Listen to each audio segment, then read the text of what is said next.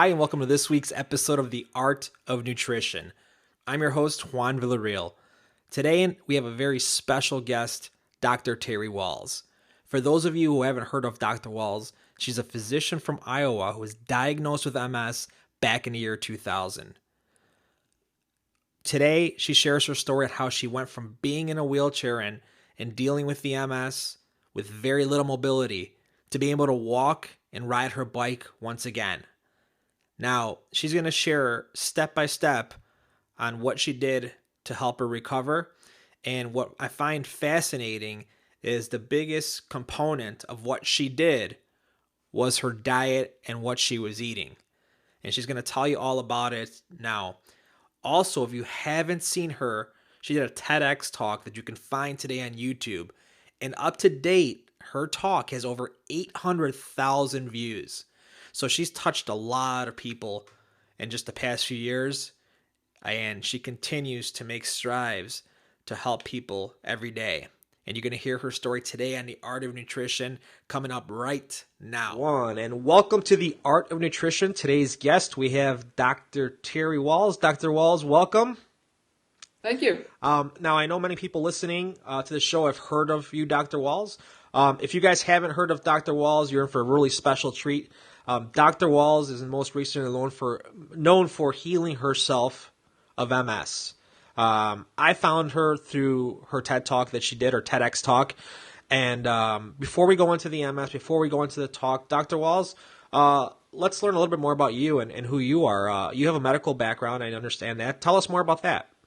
So I have a physician. I went to medical school and graduated in 1982, did an internal medicine residency, spent a year traveling abroad and doing some volunteer work in the Caribbean and in Kathmandu, Nepal.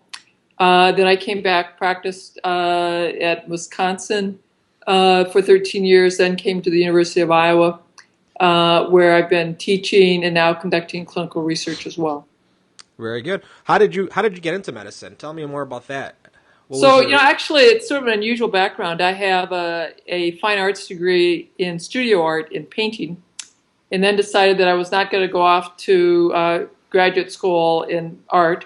Instead, I applied to veterinary school and medical school, got into both, and sort of struggled on which way I should go, but in the end decided medicine was more appropriate. And so I ended up in medical school. Cool. So you neglected the little puppies and the kittens then? Yes, I did. Oh man. Okay. Well, very good. Very good. And what are you doing now? You're still practicing? Right. So I'm at the University of Iowa. I'm a clinical professor of medicine where I teach medical students and internal medicine residents. I also am at the Veterans Hospital where I have a clinic in traumatic brain injury.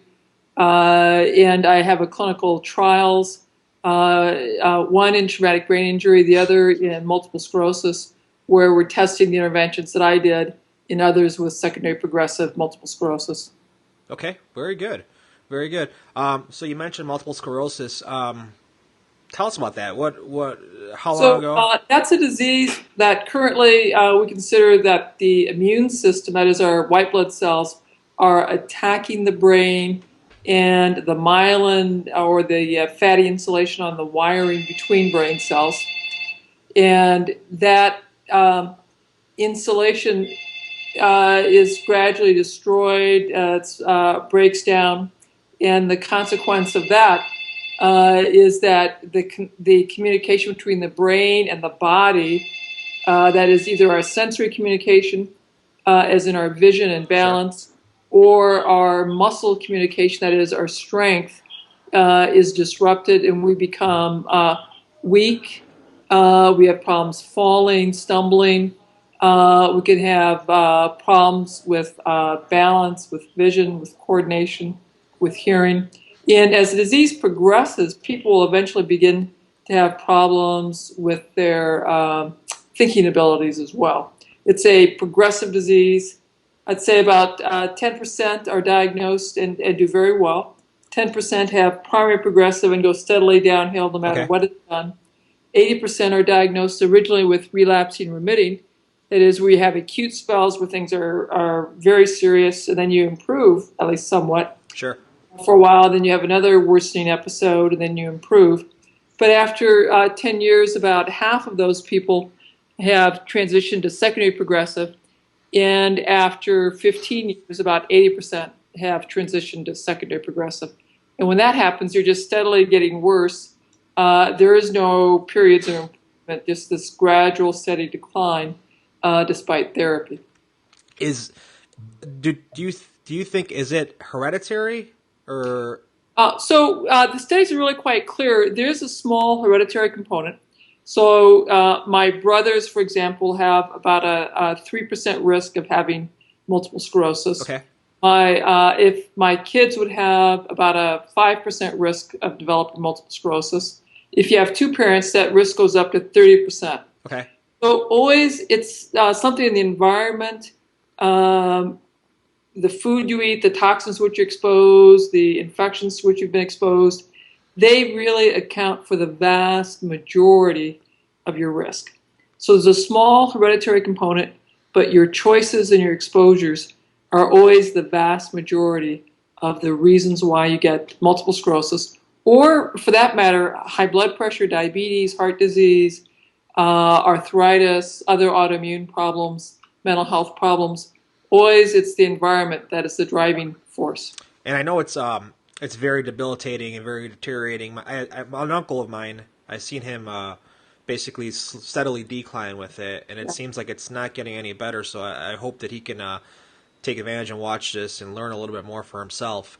Now, how long were you diagnosed with it, and how did you know? So, in 2000, just as I took the job at the University of Iowa, I had started having problems stumbling and falling, which led to my going in to see my physicians, getting this big evaluation Sure. with lots of nerve conduction tests, blood tests, MRIs of my brain, my spinal cord, and a spinal tap. And the conclusion was that I had multiple sclerosis. I went and got a second opinion at the Cleveland Clinic, and they agreed I had MS, suggested that I take a disease-modifying drug. And all those drugs basically are suppressing your immune system in one way or another. And so I started treatment immediately, and I got, because I'm a university doc, I got the best treatment from the very Sure. best people, but continued to steadily decline. By 2003, I had declined enough that sitting up was very fatiguing, and my physician suggested that I get first a scooter and then a tilt recline wheelchair because of the fatigue. And that's when I started reading the medical literature. I went back into being able to search the basic science literature myself. And, at this point, when I was reading the basic science, a lot of the terms, the concepts had not been embedded when I was in medical school. So there was a lot of learning I had to do in this whole process, which went on for years as I was relearning cell biology, immunology, brain function at the cellular level. And that's how I began to develop my own new theories about what was driving MS. And then gradually in 2007, developed my protocol. Very nice. And was there any point in this whole process that you felt like giving up? Is there? Well, oh yeah, of course. It was very clear to me that sitting up was getting to be more and more difficult, that I would ultimately become bedridden by my disease. And becoming a nursing home resident certainly was on my mind as a real possibility. And I could see that conventional medicine was not stopping that downhill trajectory at all. One of the things that really helped was I had, young kids. Sure.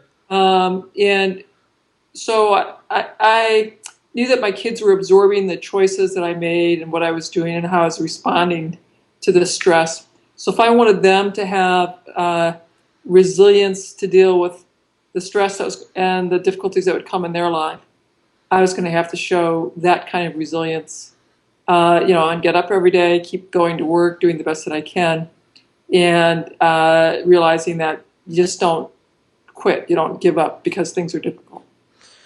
Excellent, excellent. So you started doing your research, and Yeah, you targeted the brain. yeah, From what I yeah. gathered, why the brain? I know it's a Well, you know, well, because the brain and the spinal cord are what's affected by MS. okay. And one of the things that I found tremendous comfort in was as I was reading the literature, when I came across the articles again and again that said, yes, there's this complicated genetic component, it's a small factor, the environmental factors are far more important. Then the real brilliance of my idea was, so I should look at all the environmental factors, understand um, which ones point to better health. And if I took all of my environmental factors and pointed them to maximal health, then looked at the brain research on other diseases that had shrinking brains, like Parkinson's, Sure. Huntington's disease, Alzheimer's, and learned from those and they were mouse models of the diseases. What were the vitamins and nutrients that helped to slow those diseases? Added those to the list of things I was taking. I discovered an organization called the Institute for Functional Medicine Okay. they had a great course, Neuroprotection, a functional medicine approach to common and uncommon neurological disorders. I took that course, went over it again and again and again, and now had a much longer list of things that would help protect my brain. And then, I think the really brilliant thing that I did from that was say, okay, if I'm going to get these nutrients from the food I ate, what foods would I have to eat? And my diet really had been quite good, certainly by American standards. But I now ramped it up uh, much more specifically to maximize my brain health and the health of my mitochondria. And when I did that, my rate of recovery was really breathtaking. I had gone from a tilt recline wheelchair, having difficulty sitting up in a standard chair in the summer of 2007. I had to do my work from what I call a zero gravity chair, basically a very fancy recliner at work, and that's what I had to be in at home or in Right. bed. To 9 months later, just 9 months, I'm able to do a bicycle ride with my family for 18 miles So from wheelchair to to bicycle. bicycle, 9 months. 9 months.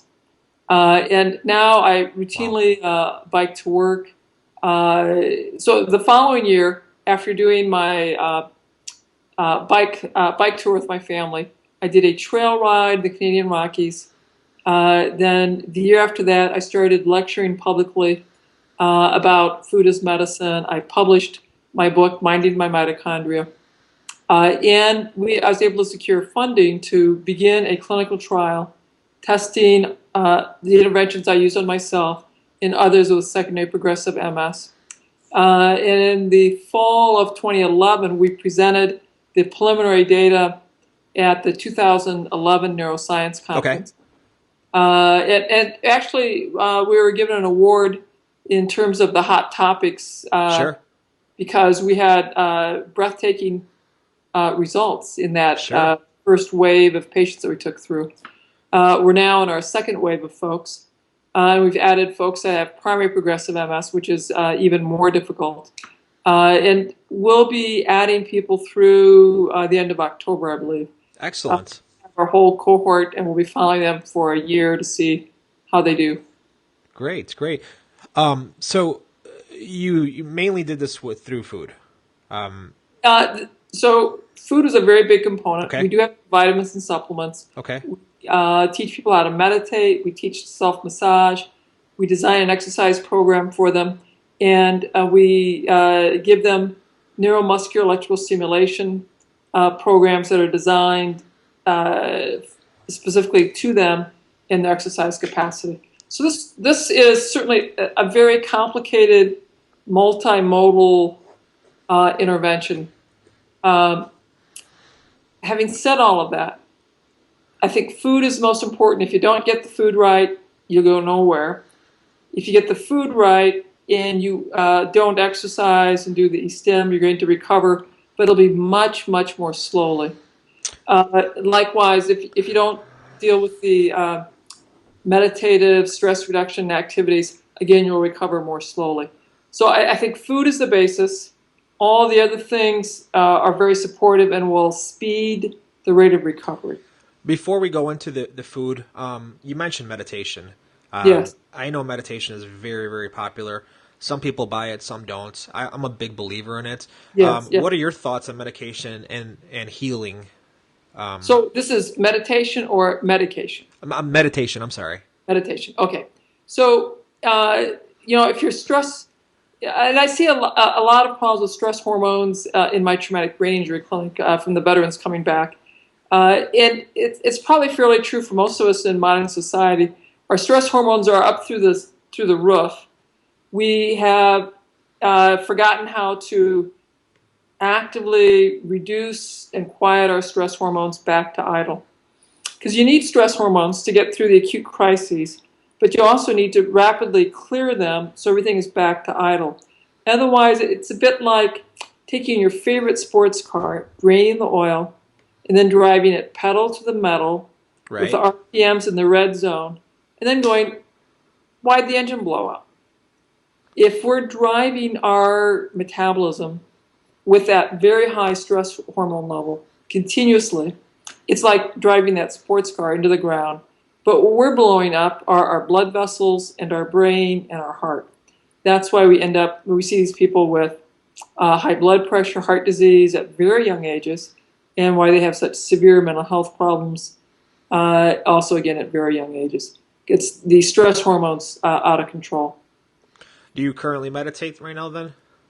Yes, I have a meditation that I'll do every evening as part of my quieting, getting ready for my sleep. I just watched an episode, an Oprah episode about you're an Iowan, about a city in Iowa. I think they focus a lot on meditation. Are you familiar with that Oh city? yeah, Fairfield. I It's an was. hour south of here. Have you been there? Yes. I heard it's phenomenal, but I watched that episode and it's crazy. Like people will stop twice a day, like the entire city, to meditate, which is outstanding. And I know their crime rate's very low, their health is very good. And so Yeah. Yeah. I'm a big believer in that. So that's awesome. So meditation and then food. Tell us about this. I mean, what were you eating? Like, what did you discover? So, it's sort of interesting. In 2002, I became a Paleolithic hunter-gatherer. So I got rid of grain, got rid of dairy, and was eating vegetables, berries, meat, fish. So I was still having a lot of eggs. And so, by most standards, that was a very nutrient-dense diet. But I still didn't know how to organize that diet for maximal nutrition for my brain. In 2007, Uh-huh. with my greater understanding of the nutritional needs of my brain and my mitochondria, the way I reorganized that diet was a plate full of greens every day, a plate full of sulfur-rich vegetables, onions, mushrooms, cabbage family, a plate full of bright color, things that were colored all the way through, like berries, peaches, um, beets, carrots, red cabbage, grass-fed meat, wild fish, organ meats, and I try to have them 3 times a week, 4 times a week, uh, and seaweed. I'd have seaweed every day. And by shifting my diet that way, that long list of nutrients I was taking in pill form, I was now getting that in my food. And science is good. Yeah, I'm a Sure. scientist. Science is very good, but it's not as good as our primitive societies who had learned how to maximize their nutrition for their environments. So my assumption is that yes, I have a nice long list of things that my brain needs, but there are probably hundreds, thousands of other compounds my brain really needs. Sure. So if I redesign my diet to get everything that I knew in the food, I was probably going to pick up hundreds, maybe thousands of other compounds that science had yet to name and identify, but were helpful to my brain. And also, it's very interesting. I discovered, for example, I just couldn't get enough greens, kale, So I'd have 2 or 3 platefuls of kale every day because I just craved it so much. You Uh, craved kale? Kale, yeah, Wow. leaves. I could not get enough of it. Now, were you Yeah. cooking it, or were you cooking these greens and the vegetables, or is everything raw? Most of that's having them raw. Okay. I would occasionally cook them, and so I'd fry up a piece of bacon, put in some onions, mushrooms, and then add the greens. Just stir it enough to get them wilted, and serve that to my family. They like that a lot. Let's take a step back here. You said bacon. Bacon, yes. So, yep, I still eat bacon. You read all about it. People eat bacon is not good for you. They say. Um, Well, yeah, they say that. Uh, my feeling is that the problems are the additives. You want to get bacon that's nitrite free. okay. You want to get bacon from hogs that are pastured. So I put a fair amount of effort into finding bacon that it's certainly less toxic. I have it regularly. And in spite of that, I've recovered really quite nicely.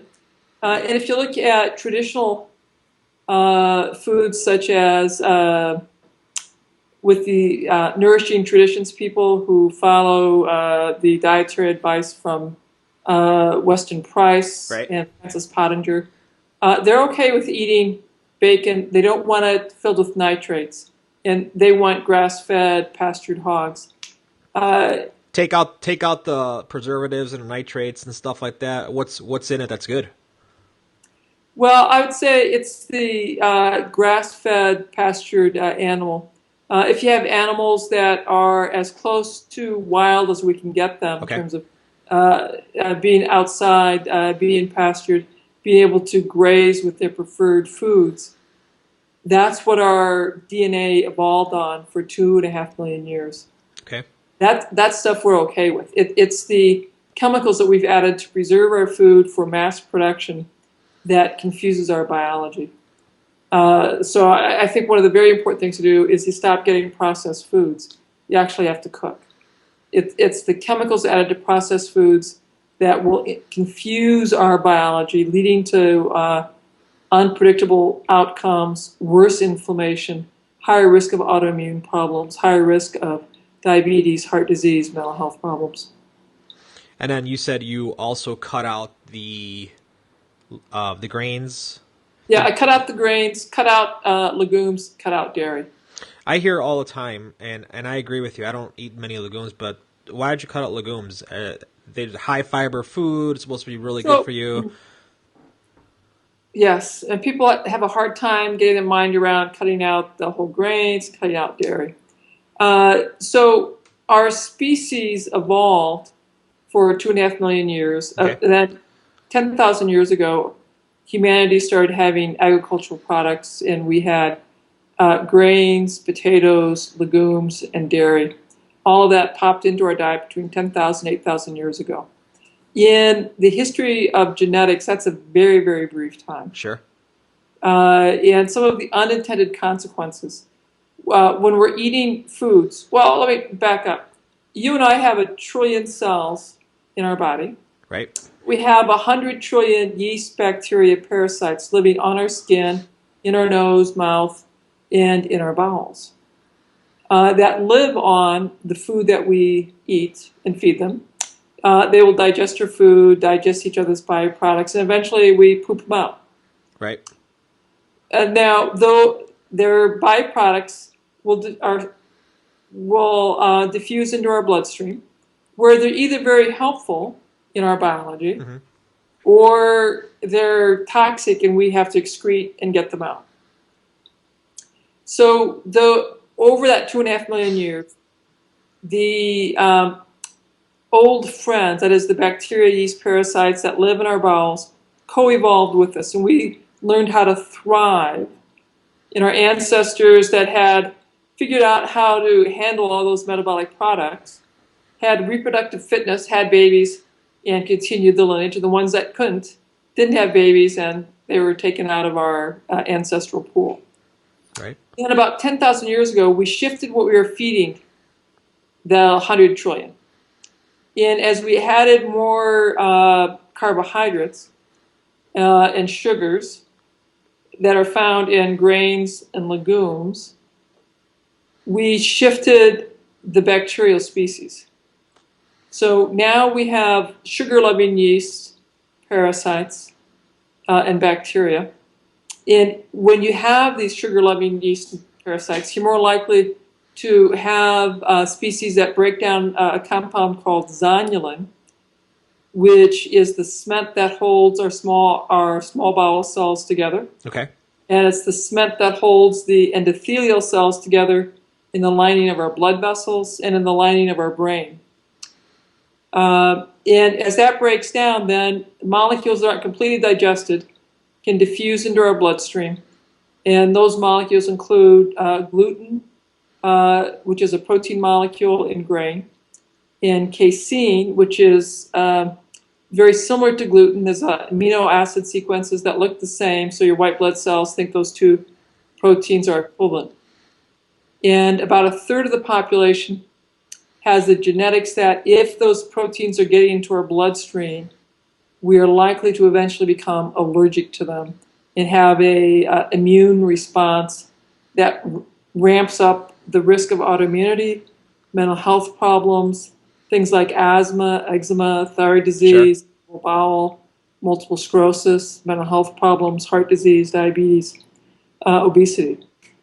But it begins at the very first step with the leaky gut and the destruction of the zonulin, which begins with growing the wrong bacteria in your bowels. So if you want to have a healthier mix, if you want to get your old friends back, you got to get rid of the carbohydrates and go back to what our species ate for 2.5 million years, which is leaves, roots, berries, meat, fish, eggs. Get rid of the bad bacteria, get the good one in, basically. In. And I tell my patients that I'm not so concerned as to whether or not you actually have gluten sensitivity. I'm trying to help you grow your old friends back. Sure. We're dramatically lowering the carbohydrate intake, having meat, fish, and vegetables, berries, getting rid of the starchy vegetables. We limit the starch servings to just 2 a week. And Is that what? dramatic results happen in my primary care clinic. Dramatic results happen in our clinical trials. So you're eating starchy carbs just twice a week. Is that right? Correct. Is that right? Okay. So what is your before you when you were before when you had the MS and stuff? What'd your diet look like back then? Well, so before I became paleo, I'd been a vegetarian for probably 15 years. So it was a big decision in 2002 to like, okay, I'll go paleo. Then I'd have eggs and greens for breakfast. Would have some more meat.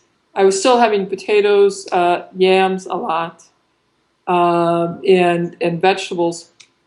Uh, and well, certainly having fruit. Uh, Now, in retrospect, one of the things I learned when I did some food allergy testing on myself was that I had a severe reaction to eggs. So the fact that I was still eating eggs certainly could have been part of the problem. And unfortunately, I don't have any actual records of what it was that I was eating back in 2006, early Right. 2007. So I probably have some recall bias. Sure. But I certainly was having many more vegetables and berries. I was not having processed food. I wasn't having junk food. So it wasn't a matter that I was completely only eating junk before I cleaned up my diet. Gotcha. Gotcha. And then you said, how often are you eating meat now? You said you mentioned organ So, meats, so, so grass-fed I meats. have some kind of meat protein with every meal.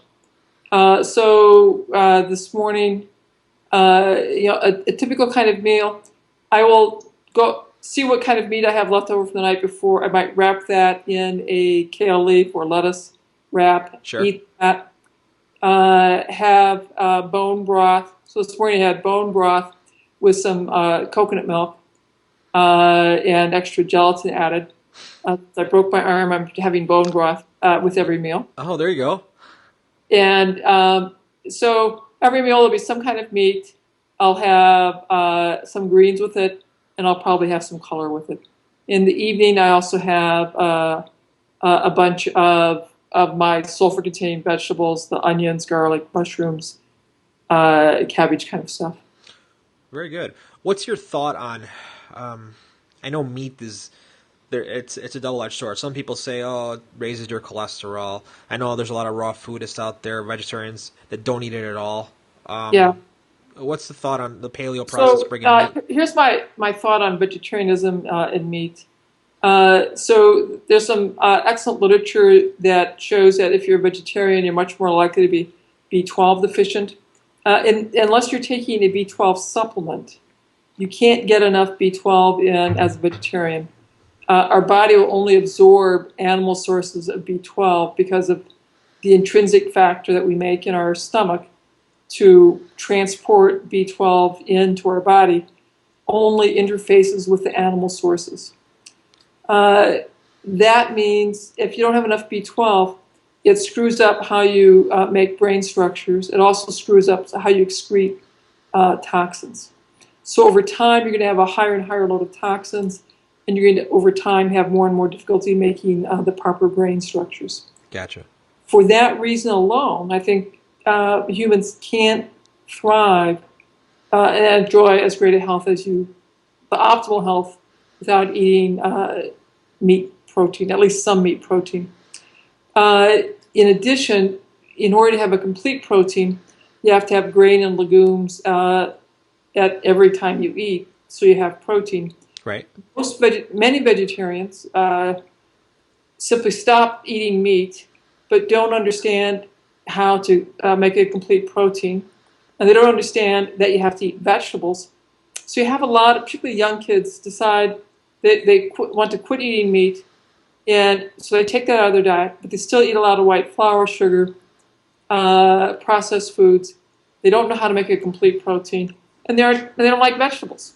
So their health just steadily declines, but it declines so gradually, they don't realize how ill they're becoming. I recently went to do some allergy testing with a lady here locally here in Chicago, and she was actually she was vegan for about 19 years, and Yes. she ended up not feeling well. She ended up developing type 1 diabetes Yes. after eating vegan style for 19 years. And I'm not saying that's the cause, but she also what I was shocked by, she went to get her testing done and stuff, and she said that her triglycerides and cholesterol were through the roof. Yes. Which I was shocked. I'm like, you're not doing any meats, you're not doing any dairy products. How is that? I was completely Well, your body we have to have cholesterol to make our hormones. okay. So your body will make cholesterol. The biggest driver for a high cholesterol, for a cholesterol that is oxidized and is going to damage your blood vessels, is a high sugar, high white flour, high glycemic diet. It's not the meat. It is much more the high sugar, high glycemic diet that creates the oxidized cholesterol that is so damaging to your blood vessels. Gotcha. Gotcha. Well, very good. Well, we have about 15 minutes left, so I want to ask you just a couple things more about you. Um, I love what you're doing. I Thank you. think it's great that that you're stepping up to the plate, which most people don't. I was looking at your Skype, or not Skype, YouTube video, Yes. and I was Yes. reading the comments below, and there's a lot of great comments. There's a couple of negative comments, people that just don't believe it. And my thought is, and not just because of that, because I do a lot of research on different health issues, a lot of research on nutrition. I feel like some people just give up. And I asked you this before. What part of this healing process for you does the mind have to do with it? How much? What percentage? Or Well, a huge amount. You have to be willing to own and take responsibility for your choices. There are a lot of folks who find it much easier to say, it's genetic. This is going to happen no matter what, and take no individual responsibility. So the first one is realizing that we are responsible for our choices, and our choices drive much more of our health than our genetics. I think that is absolutely huge. And even in the medical community, there are many who find it too uncomfortable to realize that health behaviors, health choices are the main determinant of health.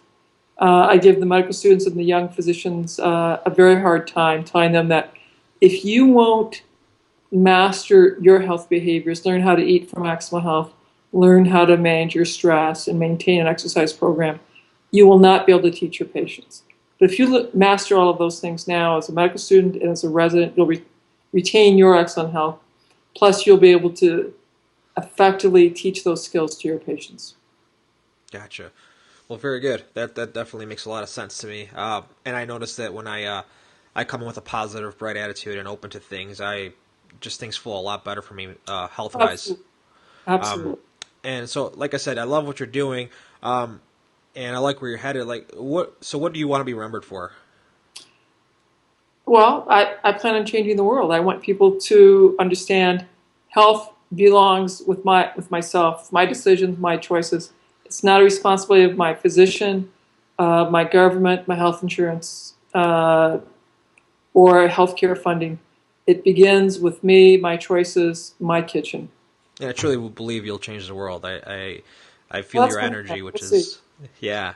Um, and then just to shift gears a little bit, you're actually in the process of writing a book right now, Okay, so I have one book out there now, Minding My Mitochondria, which right? does go over everything that I did to recover. Okay. And of course, one continues to learn. So I'm writing another book with Penguin, and that book we're targeting to come out at the end of 2014. And that will, you can sort of imagine a combination of my memoir, Up from the Chair, plus Minding My Mitochondria, that is the science of what I did and how I did it and why. Hmm. Merging those two books and including the insights I've developed over the last couple of years doing my clinical trial into a new book. This is going to be completely fabulous. That's awesome. I look forward to it. I can't wait. And Yeah. speaking of books, you have a son, and a Oh, daughter. yes. You have a son, Uh, Zach, who, Zach Wahls. you mind if can I share about, can I talk Oh, about yeah, him? please do. I, about 6 months ago, before I even heard of you, I watched this YouTube video that just blew me out of my seat. It was this young kid that was talking to the Iowa legislative about gay marriage, Yes. and I was just blown away. Like I haven't seen a power. I rarely see great speeches like that. I mean, there's a lot of good ones, but that was just out of this world. And what really threw me off is that I was researching a little bit about you before we interviewed, and I realized that's your son. Yeah. That's Yeah. awesome. What's going on? He wrote this So book, My Two he wrote Moms. it's pretty amazing. So he did that video. It blew up. He had like a million hits within a week. He had a number of literary agents contacting him saying, "There's a book here. Let's do a book deal." And he signed with an agent. They wrote a proposal, got a book deal, Yeah. and he wrote a book. And that book is My Two Moms: Lessons of Love, Strength, and What Makes a Family. And he talks about how having to deal with two moms, but the far more challenging aspect from his perspective was my multiple sclerosis and progressively severe disability that he Sure. saw. And then, of course, he got to see this amazing recovery. Wow. Uh, so it's a wonderful book. He puts it in the structure of the Scout oath and goes through the 12 values that they try to instill in young scouts, how we taught that in our family with our nightly values discussions, how the Boy Scouts taught that, and a social commentary on today's society. And of course, vignettes from his life growing up with us and the various trials and tribulations as seen through a child growing up. It's a lovely, lovely book. So if anybody wants a great read, My Two Moms by Mr. Zach Wahls. Yes, yes, Awesome. it's really Awesome. lovely. Well, good. Well, thank you for that. And before we wrap up here, just the final word for our audience. I expect a lot of people to listen to this, and a lot of people that are going to be inspired. A lot of people that aren't going to be so inspired. But any advice you can give to somebody who's looking to make a change health wise, weight loss, Well, whatever it may be, what step can they take now to so get them jump started? go to my website, terrywahls.com. Okay. You can sign up for the newsletters. We have a bunch of great educational videos on the site. And then you could look at picking up my book, Minding My Mitochondria. Okay. There are a number of other lectures you can pick up if you'd like to do that as well. And you'll have the information about the diet, how to begin the transition towards eating healthier. We have a lot of recipes in the book as well. And people understand, I'll talk about the vitamins, the supplements, the exercises, the other things that we did. So you have tools to get yourself started. We have a forum where people in community can talk to one another and give each other encouragement and share recipes. Cool. For how to begin eating this way. I also suggest that people go to my TEDx talk. If you search Minding Your Mitochondria, that would link up to 18-minute summary of what I did, why, and some of the science behind those choices that I made. And I'll put a link below the interview to your TEDx talk as well. So I'll have that up there for any listeners that want to take a look at that. I highly recommend it. Highly recommend it. It's very, very inspiring. You'll see some of the pictures of Dr. Wahls on there when she was in a wheelchair till now, and it's quite outstanding. So Mark, that looked pretty bad. Yeah, well, you looked good, but you were in a wheelchair, and it was a whole complete difference. I mean, I love the. I mean, you're a testament to what's possible out there. What is possible? Yeah. And then my last question. Organ meats, really? Oh yeah. So what do you eat? When you do the nutritional analysis, right. The vitamins, the minerals, the essential fats, the most concentrated source of the vitamins and minerals really are the organ meats. The heart and the liver especially, but all of the organ meats have the best nutrition. Our ancestors knew that the organs had the best nutrition. And so those were the most prized parts of any animal. How does one cook heart? You know how to get heart. It's incredibly yummy. So we get bison from a guy in western Iowa who grazes these bison on prairie. And so I get half my meat as, steaks, roast, and the other half as organ meats. So I got part of a bison heart, and I had some coconut oil, put in some mushrooms for about a minute, then added a couple tablespoons of red wine, the heart, simmered it for just 10 minutes, so it's still relatively rare. Slice it thinly, and you think you're eating filet mignon. It's just wonderful. You need to simmer it only for a short time so it's not overdone. Sure. You make organ meats overdone, they're like cardboard, they're miserable, and you've destroyed most of the nutrients. If you leave them on the rare side, as rare as you're willing to eat them, they're tender, they're tasty, and the nutrition is intact. Well, I definitely have a new venture coming up. Oh, yeah. Also, I'll let you know how it goes. Well, good. Well, guys, we just covered Dr. Terry Wahls, her journey of what she's done, what she's doing to help people out there. One more thing also is you're doing research right now. Oh, yeah. Are you funding that research yourself? So I've got a team. I have a PhD student who is my main research assistant. We have a bunch of other student researchers that are doing this. We have the first wave of 9 people that went through. Now we're adding 12 more.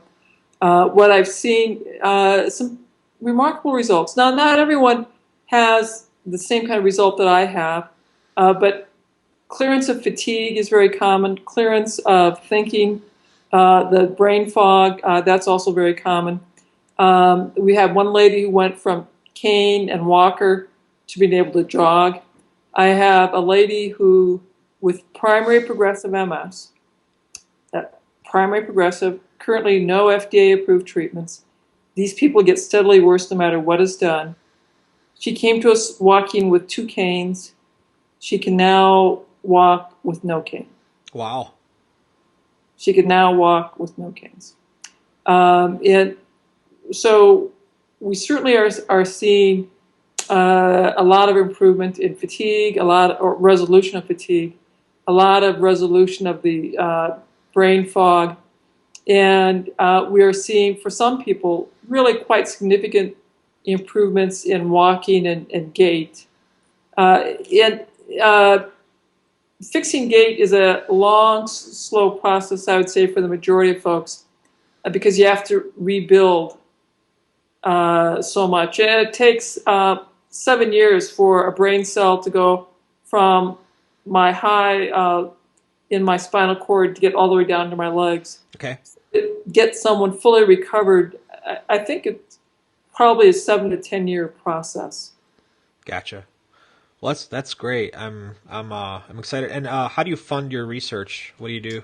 So the first funding, the first trial we got going was from Direct MS Charity in Canada, but we have a foundation. I have links on my website so people can donate to keep our research going. Cool. The NIH is not likely to fund my kind of research because it's complicated, Sure. multimodal. Certainly, the drug companies will never fund this kind of work. What I see funding is straight from the people who believe in this complex, multimodal approach, who believe in my work. It's going to be the people that fund it. We've raised about $36,000 so far. That sounds like a lot, but to conduct the next phase, which is a randomized controlled trial, we'll need at least $300,000 for just a pilot study. And to get a definitive study that would get the FDA approving this kind of stuff would take two randomized clinical trials at two sites, each trial. Each one of those would probably cost about $2 million. Oh my gosh. So that's the kind of money it would take to get FDA approval and endorsement for the work that I do. It's big, big money. But still, we would need to have even $300,000 to do the small randomized pilot that we need to begin to publish this in reputable journals that will say, yes, yes, this is Gotcha. a viable option. Well, I wish you the best in getting there. I know you will. So, anything else you want to add for the audience before we cut off here, Dr. Wahls? Well, I want to encourage people, if they like what I do, if they like the education, the research, please buy the books, buy the lectures, because I donate the proceeds to support the research. And for those who are willing, please donate to the research. I hope there'll be some angel investors out there who have the resources that could just say, you know what, I believe in you so much, we'll just write you the check that you need to fund your next randomized trial. Very good, very good. Well, thank you so much for being on the show. Anybody out there listening, check out Dr. Terry Wahls. It's been an honor to have her here. And thank you for listening to The Art of Nutrition. Again, your host, Juan Villarreal. And have a great day. Thank you. Thank Thank you, Dr. you. Wahls.